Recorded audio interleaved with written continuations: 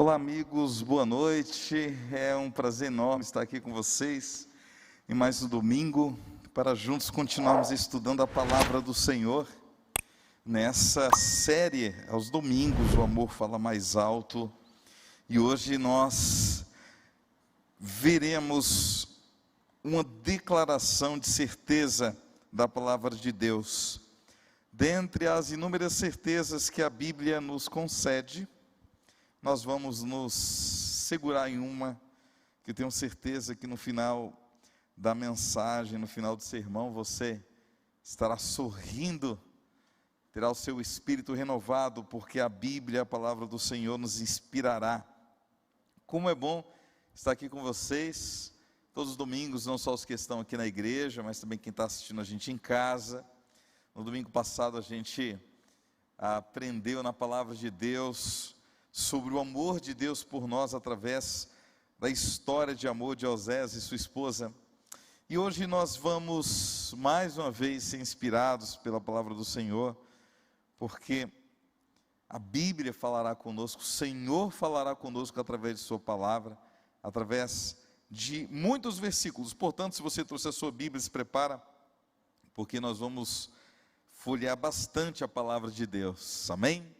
E agora que nós abrimos a palavra, abra sua Bíblia no livro de 1 João capítulo 5, versículo 19, e vamos pedir que o Senhor nos abençoe.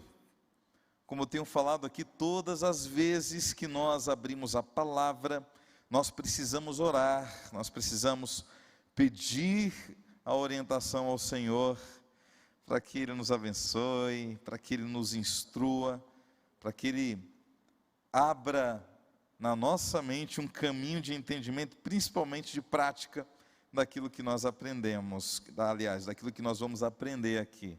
Então, se você está em casa, nos assistindo, coloca aqui nos comentários o seu nome, de onde você está assistindo. Tem gente nos assistindo até de outro estado, tem muitos nos assistindo daqui, também de Campo Grande. Minha filha está assistindo. Beca, papai te ama, viu? Gente, eu tenho que dar um oi para ela, senão ela cobra quando eu chego em casa. Por que não mandou um oi para mim? Beca, papai te ama, tá? Te amo muito. Já já eu estou em casa. Já abriram a Bíblia, 1 João capítulo 5, versículo 19? Amém. Agora vamos orar, pedindo que o Senhor nos abençoe. Querido Pai, nos abençoa na Tua graça. Agora, Senhor, de maneira especial que abrimos a Tua santa palavra. Fala conosco, o Senhor nos inspira. Te pedimos estas coisas no doce nome de Jesus, amém.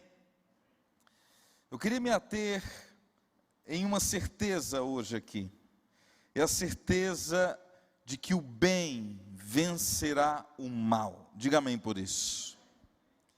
E a Bíblia, no meio de tantas certezas, porque a Bíblia nos garante muitas coisas, mas uma das maiores garantias do texto bíblico é que no final, o grande conflito entre o bem e o mal será vencido pelo bem. Essa é uma certeza que a gente percebe no texto bíblico. Desde Gênesis até o Apocalipse, nós temos a certeza de que o bem vencerá esta grande guerra contra o mal. No entanto, quando nós olhamos para o mundo, nós temos a tentação de achar de que o mal poderá em algum momento vencer o bem, ou está vencendo o bem. Mas na verdade a Bíblia inclusive chega a dizer o porquê disso. A Bíblia inclusive chega a dar alguns motivos para nós, que somos os leitores dela, do porquê nós termos essa impressão de que talvez o mal esteja ganhando a batalha. Primeiro, pelo que está escrito em 1 João capítulo 5, versículo 19, olha o que diz a Bíblia. Esse é um versículo que precisa estar marcado na palavra, aí na sua Bíblia, mas ele não é muito animador, preciso admitir aqui. Olha o que diz a Bíblia em 1 João 5, 19. Sabemos que somos de Deus, e que o mundo inteiro jaz no maligno. Ou seja, este mundo, apesar de nós pertencermos a Deus, é isso que diz a Bíblia, o mundo pertence ao maligno, o mundo pertence ao mal, o mundo pertence ao diabo.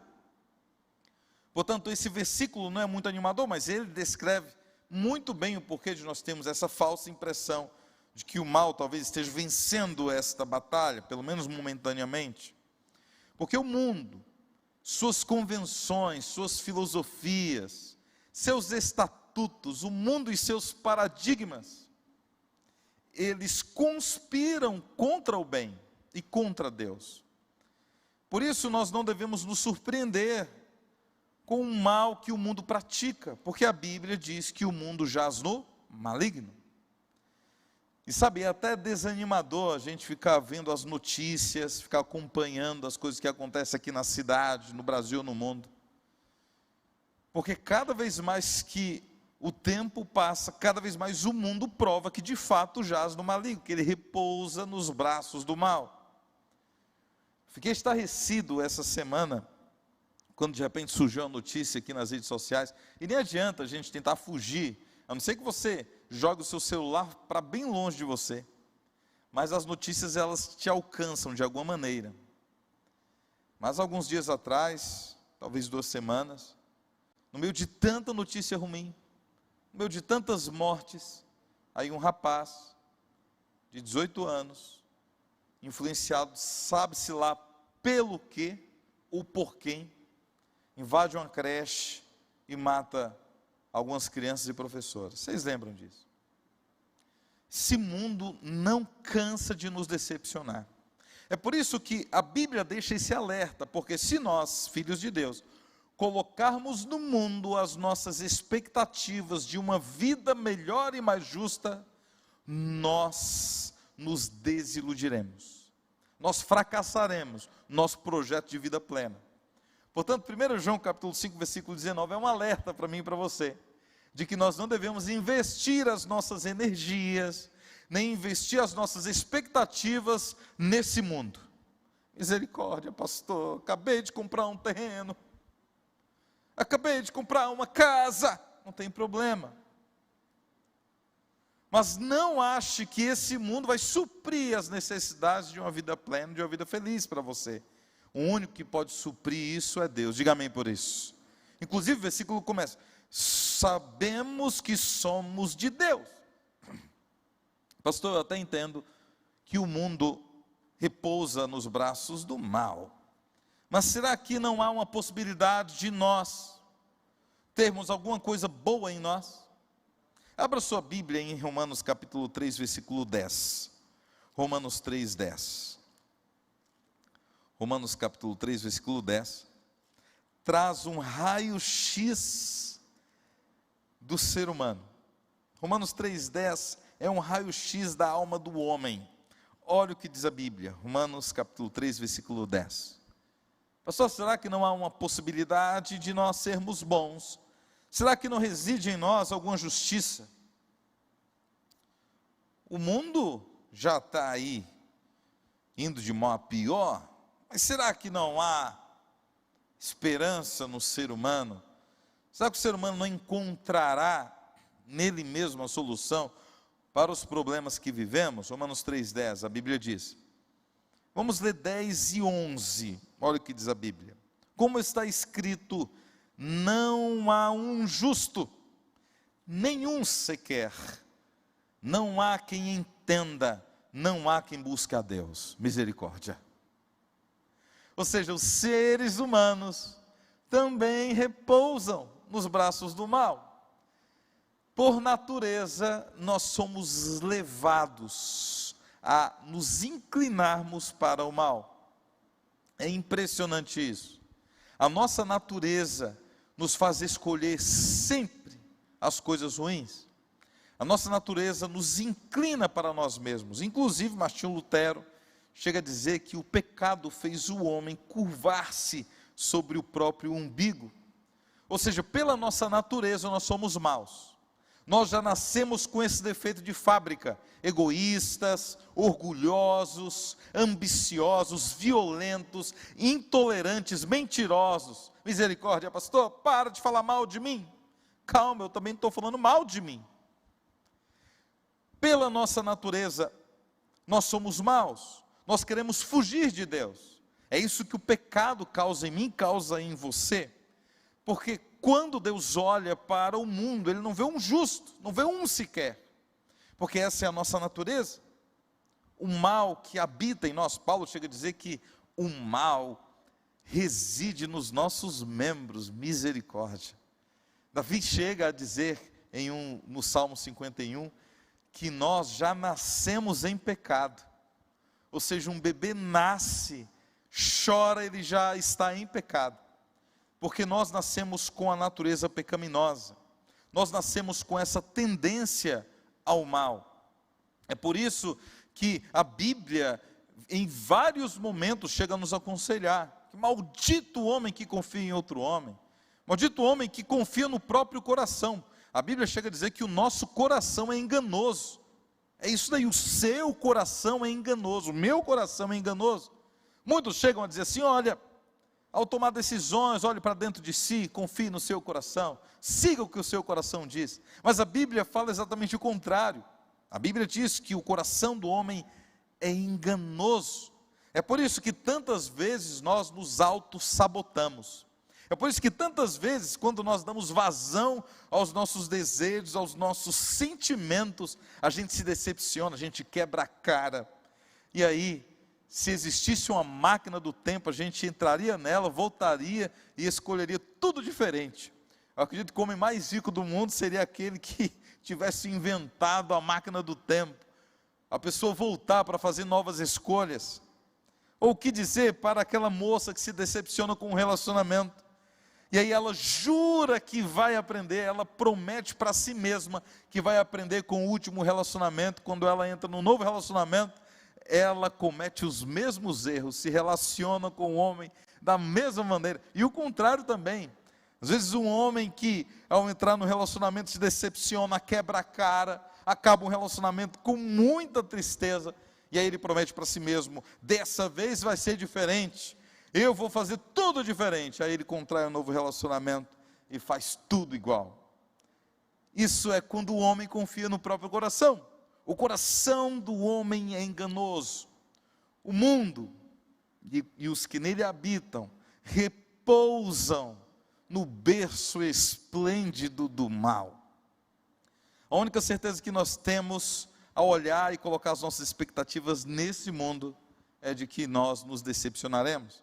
Inclusive há um ditado por aí que diz que a única certeza é a morte e os impostos. É isso mesmo.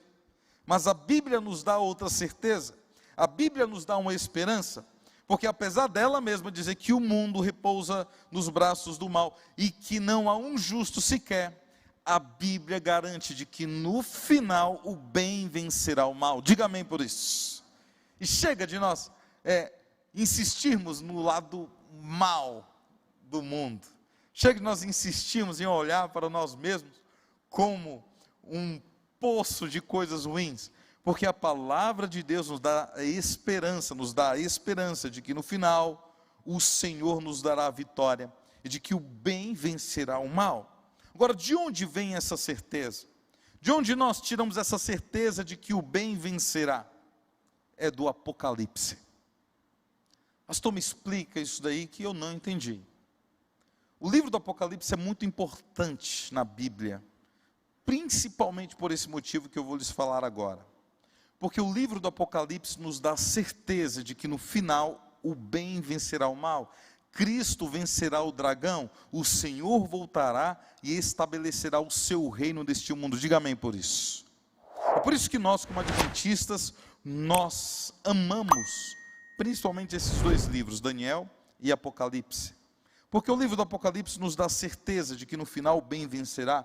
Inclusive no capítulo 6, falando sobre Cristo, Apocalipse diz que ele no cavalo branco sai vencendo para vencer. Jesus Cristo, que é o cavaleiro que está ali no cavalo branco, ele sai com um objetivo, ele sai vencendo para vencer, porque Cristo venceu, nós temos a certeza de que venceremos também. E é impressionante perceber que Deus não nos deixou órfãos de informações. Ele nos deu a certeza, através de sua palavra, de que no final o Senhor Jesus Cristo venceria o mal, Ele voltaria para nos buscar e nos daria a eternidade, o prêmio, o galardão. Nós seríamos salvos e viveríamos para sempre com Ele, amém? Eu queria que você fizesse um exercício de imaginação agora. Faz um exercício de imaginação. Imagina a Bíblia começando em Gênesis, indo até Malaquias, no Antigo Testamento.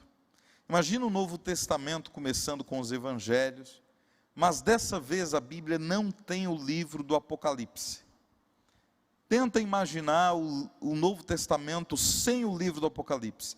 O texto íntegro, como está, mas sem o livro do Apocalipse.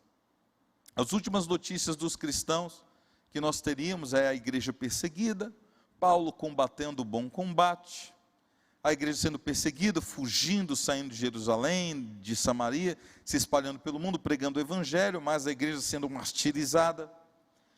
Se o Novo Testamento não tivesse o livro do Apocalipse, veja bem, o leitor da Bíblia teria a impressão de que talvez o mal pudesse vencer a guerra contra o bem.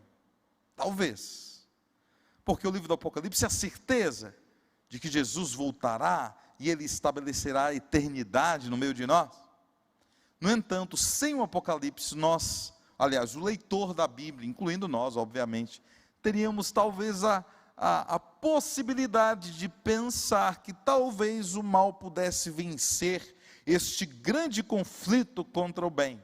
No entanto, nós aprendemos logo no comecinho do livro do Apocalipse, de que Jesus voltará e Ele vencerá este grande conflito, amém? Olha o que diz a Bíblia, Apocalipse 1:7, abra sua Bíblia, Apocalipse capítulo 1, versículo 7, olha o que diz a Bíblia, Apocalipse capítulo 1, versículo 7,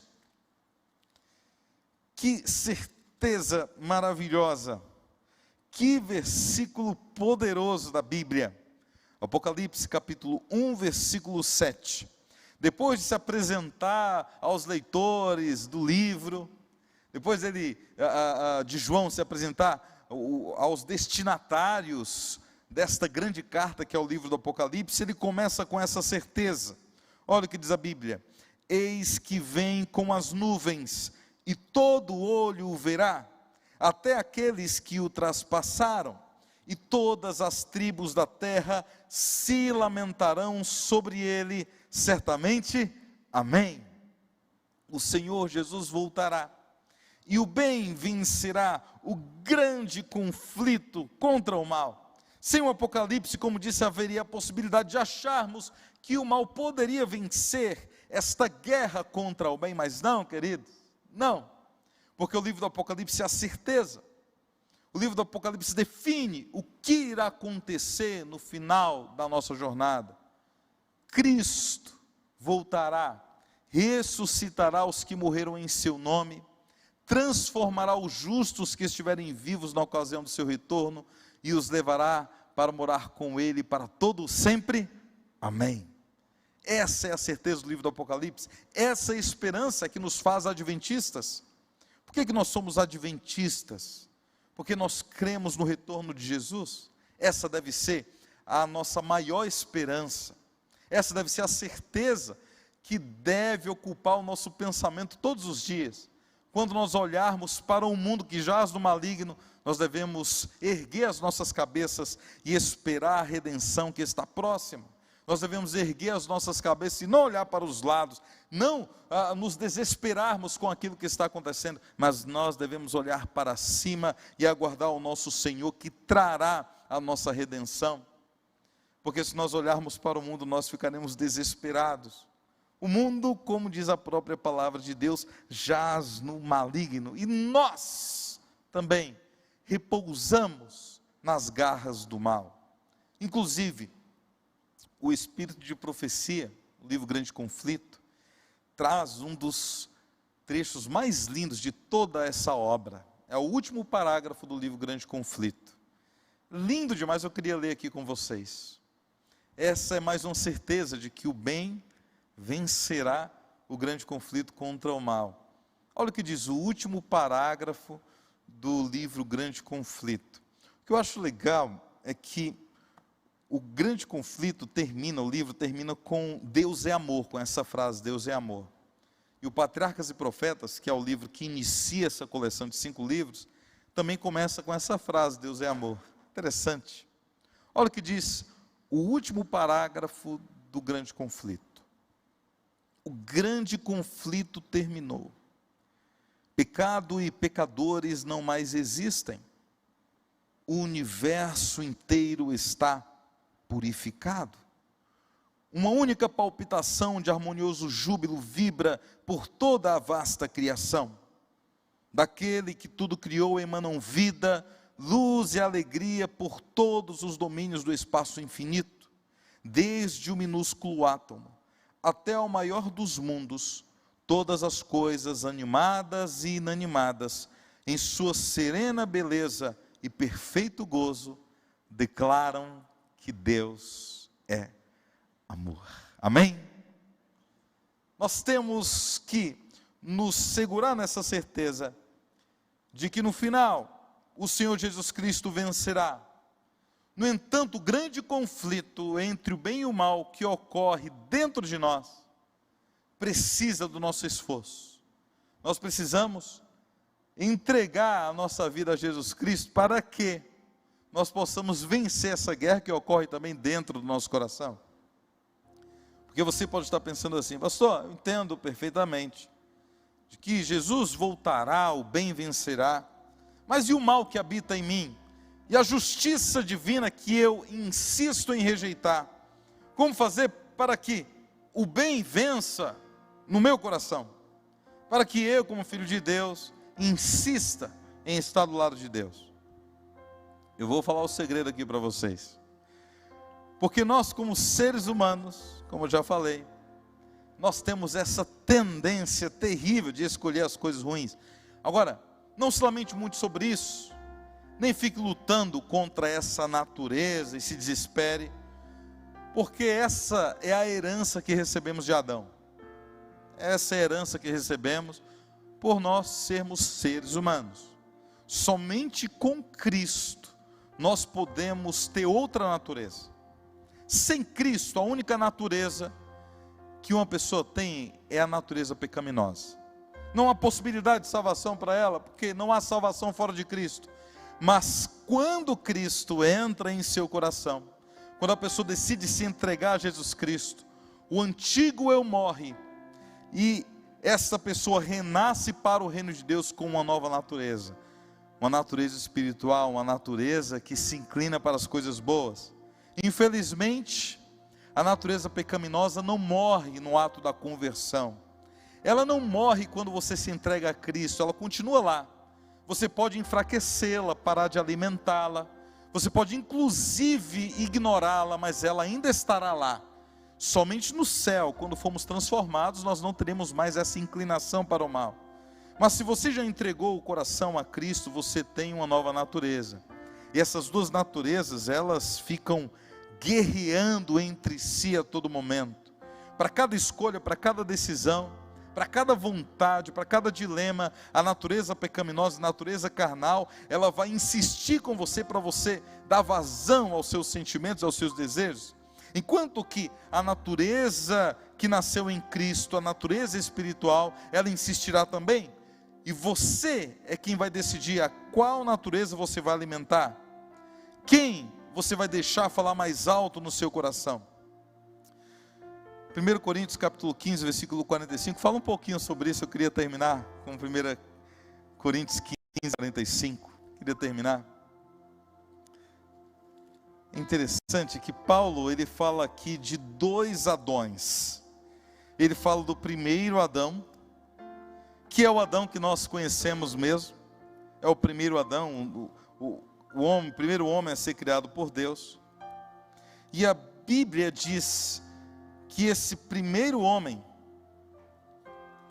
primeiro Adão, feito alma vivente, esse primeiro Adão pecou. Ele não é espiritual, ele é terreno. Mas a Bíblia fala de um segundo Adão. Olha que interessante, que diz 1 Coríntios 15, 45. A Bíblia diz assim: Pois assim está escrito: o primeiro homem, Adão, foi feito alma vivente. O último Adão, porém, é espírito vivificante. Mas não é o primeiro espiritual, e sim natural. E depois, o segundo, ele é espiritual. O primeiro homem formado da terra é terreno. O segundo homem é do céu.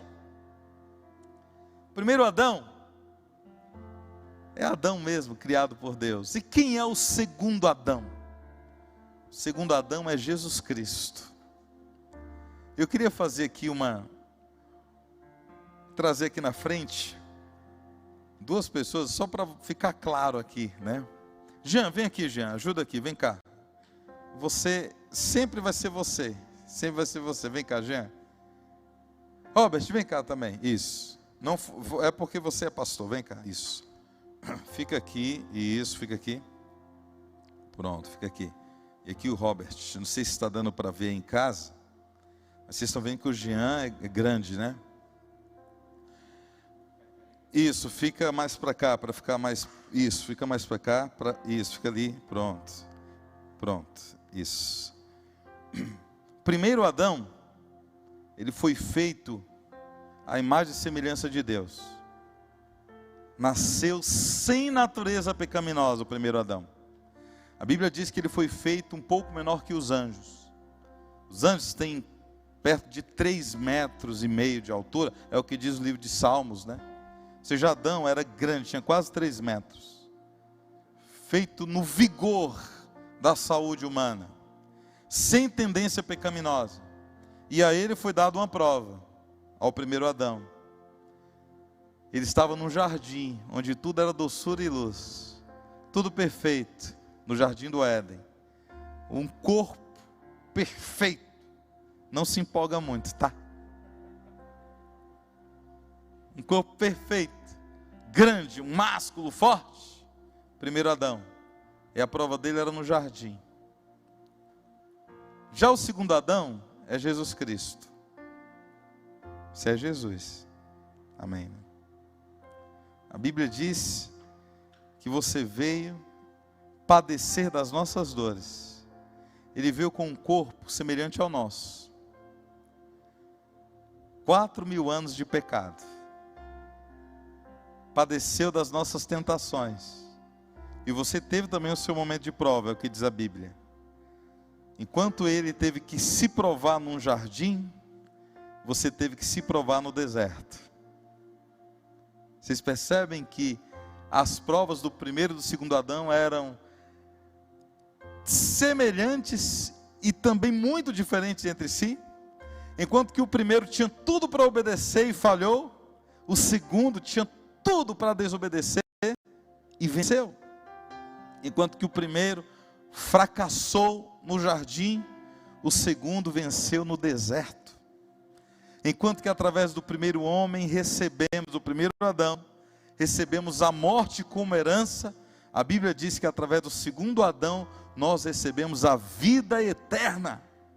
Enquanto que o primeiro Adão é terreno, o segundo Adão é do céu. Enquanto que o primeiro Adão é carnal, o segundo Adão é espiritual. Existe uma guerra dentro de nós, mas a Bíblia diz que se nós formos espirituais, o Senhor, o segundo Adão, nos dará a vitória. Diga amém por isso. Agora vocês podem descer, vocês foram muito bem, tá? Principalmente você, Jesus, você foi muito bem.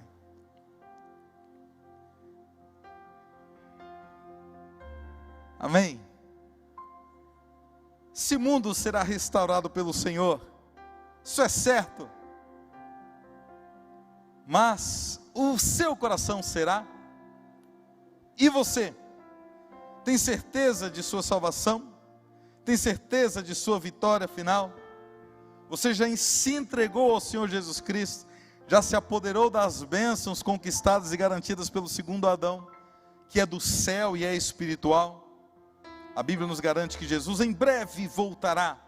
E é por isso que nós devemos entregar o nosso coração a Cristo. É por isso que você precisa entregar o seu coração a Cristo. se você ainda não é batizado, não foi batizado ou batizada, você precisa se entregar a Cristo e precisa se batizar, porque a Bíblia diz que é no batismo que nós ganhamos uma nova natureza. É quando nós nos entregamos ao Senhor através do batismo. Ali nas águas, quando nós descemos, nós morremos para o mundo, e quando nós saímos da água, nós nascemos para o reino de Deus. É ali, nas águas batismais, que nós recebemos novidade de vida. Diga amém por isso. Você já é batizado? Preciso lhe fazer uma pergunta. Que natureza você está alimentando? A quem você está dando prioridade no seu coração? Queria terminar lendo uma promessa maravilhosa de 1 Tessalonicenses 4, 16 e 17, pode ver. Porque é isso que acontecerá com todos aqueles que se entregarem ao Senhor. Paulo fala aqui na palavra de Deus, porque o Senhor mesmo descerá do céu com um alarido, e com voz de arcanjo, e com a trombeta de Deus, e os que morreram em Cristo ressuscitarão primeiro. Depois nós, os vivos, os que ficarmos, seremos arrebatados juntamente com eles nas nuvens, para o encontro do Senhor nos ares, e assim estaremos para sempre com o Senhor. Amém? O Senhor nos dá a certeza da vitória do bem contra o mal, e você precisa agora, hoje, entregar o seu coração a Cristo, e escolher o bem, já conquistado e garantido por Ele, a cruz. Louvado seja Deus. Tenho certeza que o Senhor vai fazer você prosperar, vai lhe dar a vitória, a certeza de que no final vai dar tudo certo. A viagem pode até não ser tranquila, mas a Bíblia nos garante uma chegada segura. Porque esse mundo tem a tendência de nos decepcionar, quando a gente vê tanta gente ruim prosperando, tanta gente má vencendo, tanta gente escolhendo deliberadamente praticar o mal, indo aparentemente melhor do que nós, talvez com mais oportunidades, mais dinheiro, até mesmo mais saúde do que os filhos de Deus. Mas filho, filha, fica tranquilo. Pode até parecer que o mal vencerá, e essa ilusão momentânea da vitória do mal é porque o mundo jaz no maligno. Mas para aqueles que creem em Cristo e têm a palavra no coração, esses sabem que no final, Cristo e os seus filhos viverão eternamente. Amém? Talvez eu esteja falando para alguém que precisava ouvir isso hoje. Talvez alguém que está com o coração aflito, porque não se conforma com algumas coisas.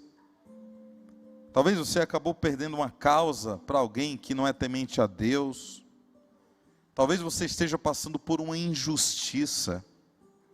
Não sei. Mas a Bíblia nos dá em muitos lugares a certeza de que no final o Senhor vai dar cada um, conforme aquilo que praticou, através de seus atos, através de suas obras. Inclusive em Provérbios 10, 25, a Bíblia diz assim: passada a tempestade, o ímpio desaparecerá, mas o justo permanecerá para sempre. Amém? Coloque-se ao lado de Deus, dê a mão ao Senhor Jesus Cristo, e Ele será a sua justiça. Amém? Vamos orar. Querido Pai, obrigado, Senhor, porque no meio desse mundo de trevas, de males e incertezas, o Senhor é a nossa luz, o Senhor é a certeza da vitória, e o Senhor é a certeza de que no final o bem vencerá. Por isso, Senhor, abençoa esse teu filho, essa tua filha, que está um pouco desapontado com a vida, que está triste, Senhor, por uma injustiça que o mundo fez com ele e com ela. Abençoa o Senhor e ajuda-o a colocar, a depositar em Ti todas as suas expectativas, porque o mundo é especialista nisso, Senhor, em nos decepcionar. Nos ajuda, Pai, para que possamos colocar a nossa confiança e os nossos projetos em Ti apenas. Nos abençoa na Tua graça, nos ajuda a nos prepararmos para o breve encontro contigo. Prepara o nosso espírito e ajuda-nos a escolhermos sempre o bem. Te pedimos estas coisas no doce nome de Jesus. Amém.